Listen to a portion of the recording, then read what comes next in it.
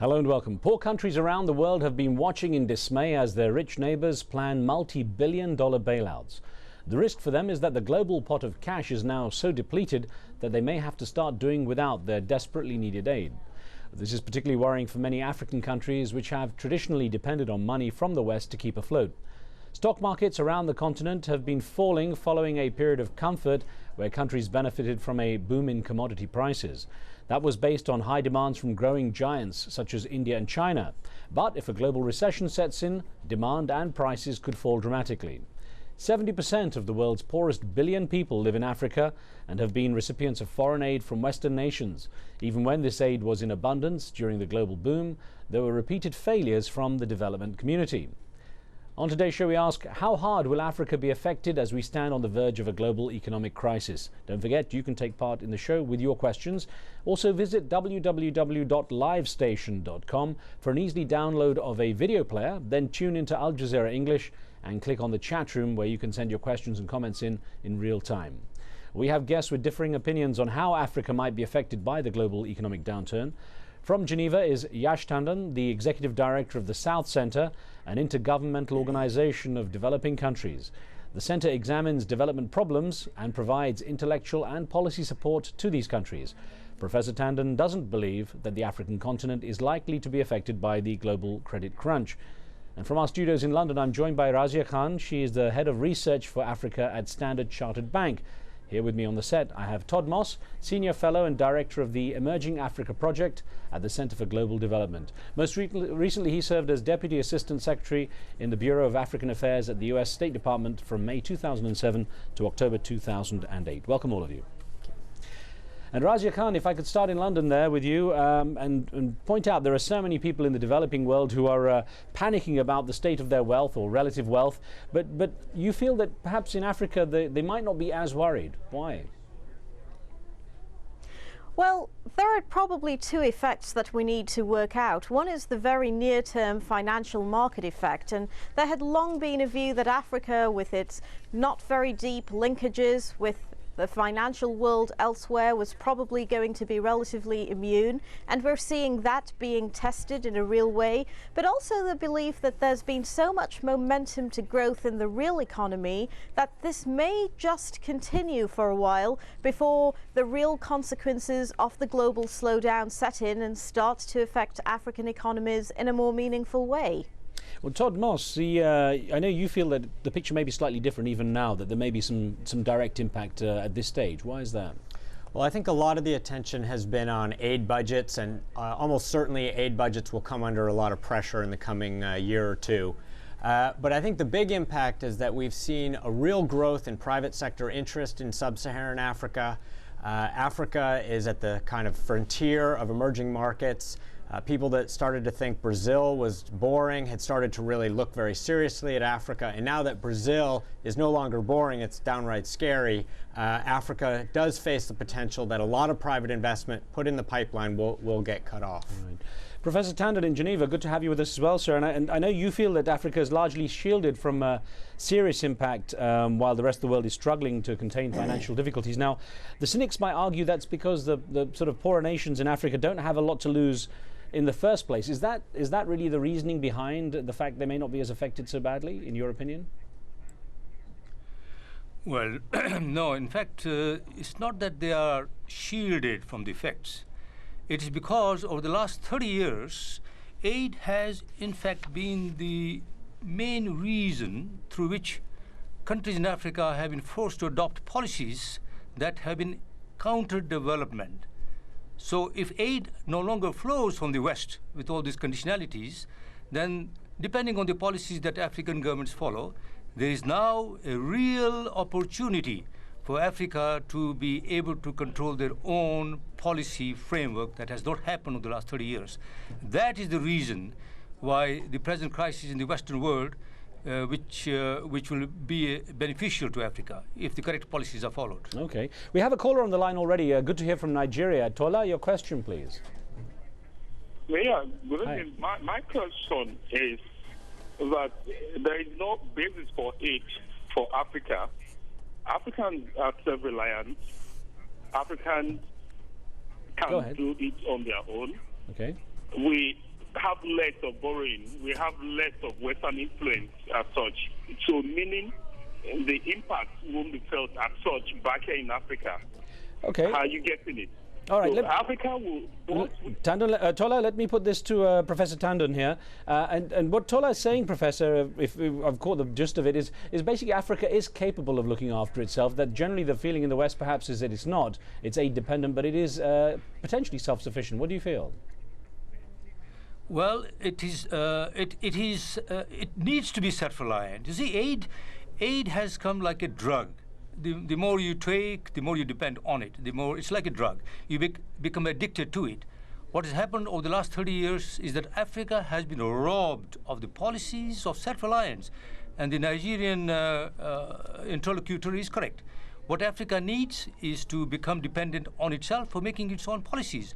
What we have witnessed over the last 30 years is aid packaged in the policy prescriptions of the IMF and the World Bank, and these prescriptions have been made to integrate our economies in a global speculative bubble, and that is the reason why Africa has continued underdependence.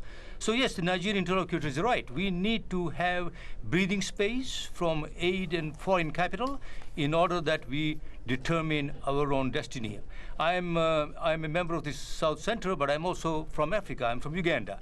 And we in the South Center have carried out a study on that, and we call it Ending Aid Dependence. And that is now possible to do with the current crisis in the global financial system.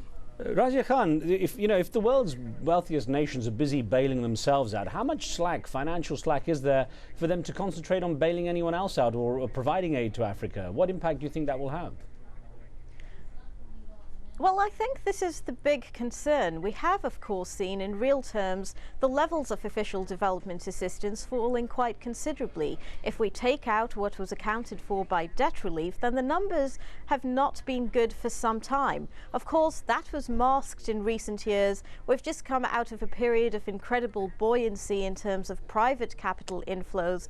Africa was seeing unprecedented levels of portfolio investor inflows, remittances from those developed countries, as well as longer-term foreign direct investment. Of course, all of that changes now. We see the slowdown in developed countries. We're not going to see as much coming through in the way of remittances. Interesting to gauge where that might have changed already. Portfolio investors are currently withdrawing from their positions that they had held, and that is affecting emerging markets everywhere, including a lot of African markets. And foreign direct investment, a real question mark about whether we're going to see those easy flows. So I think the focus is going to be increasingly on that official development assistance. But you're absolutely right in thinking that the fiscal constraints faced by those development partners is probably going to mean that foreign aid budgets might be the easiest to cut. Okay, Todd Moss, we've got a great community online with us at Live Station, watching the show and sending in their comments as they watch us. And one has come in from Shahzad in the Netherlands. Thanks for sending this in, Shahzad. It says, is the real reason for this economic crisis the interest-based economy? And of course, we could look at the fact that many Sharia-compliant or Islamic finance-based countries don't use interest as such. They have a different system. But could that be the reason that the economic crisis is the interest-based economy? Well, I think that that the cause of the financial crisis is the result of what might have been an irrational boom that started in real estate prices, and then a series of increasingly complicated financial derivatives that have started to unravel. But I think for countries in Africa, the question is going to be whether the growth that we've seen, the expansion in economic growth as countries have embraced markets, they've started to improve their business environments, started to promote private investment, whether the confidence in capitalism is going to be shaken, they're going to turn inward again and try and close their economies, which I think would be a great shame for Africa and would really be the end of the economic boom that Africa has seen for the last 5 or 6 years. Professor Tandon, this is an interesting point that Todd Moss raises. The fact that that the way that the Western world has worked largely is based on confidence. And I wonder, when you look at the way the African system is structured, the economic systems and certainly the investment system is structured, whether the confidence factor really plays any major part. Yes, of course. The Western system is based on confidence. It is a fiduciary based system.